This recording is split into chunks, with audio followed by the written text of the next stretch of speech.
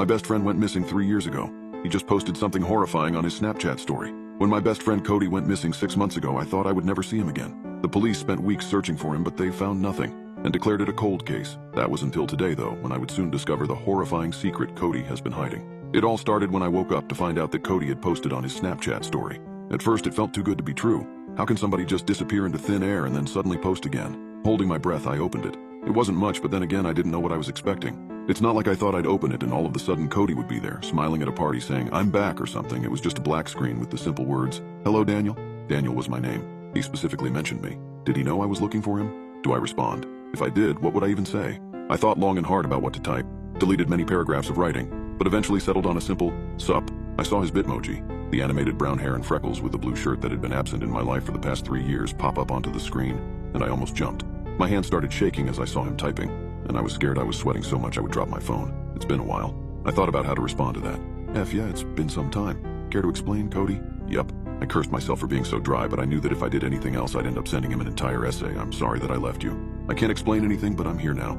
After that, we just talked, shooting the crap. It was like he never left. He was the same Cody from all those years back. For a few hours, the darkness of the world faded away. Cody was here, and that was all I cared about. He didn't ever tell me what happened, and he never showed his face. A little part of me thought it was a scam. Maybe somebody had just stolen his phone somehow and was catfishing me. But I could tell it was Cody. I had talked to him every day since we were 8. I could pick up his mannerisms, and without a doubt, this was Cody. After a while, I decided to tell him about the past 3 years. Everything. The years I spent searching for him. The missing posters that used a photo of him that I knew he hated. Every last detail. I even trusted him enough that I told him about how I was depressed. I know. He responded, which confused me. When I asked him if he could send me his location so I could see him again, he said, "I'm not allowed to let you join me. It's not time."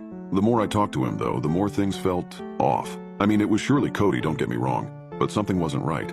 Every time he texted me, it felt like he was withholding something, like he knew something I didn't. The weirdest part was a conversation we had a week or two after we reunited. I told him that I wish I could see him and not just text him. It was nice to be able to talk to him and all, but I missed the comfort of his presence. "I'm right here," he said. "Dude, you're freaking me out," I responded. What the hell did he mean, "I'm right here"? No, the F he wasn't.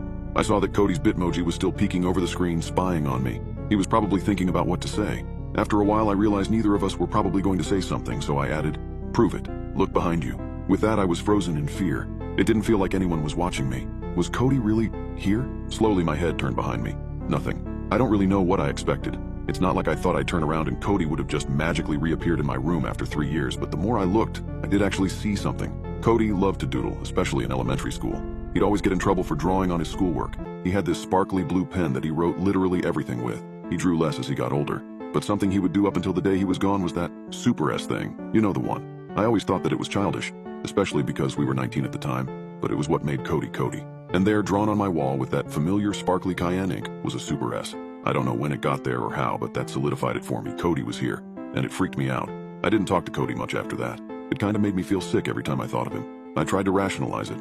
Maybe that really was just a prank, and that Super S on my bedroom wall had been there for years. I just didn't notice it until now. But I had been getting better. The world didn't seem gray anymore.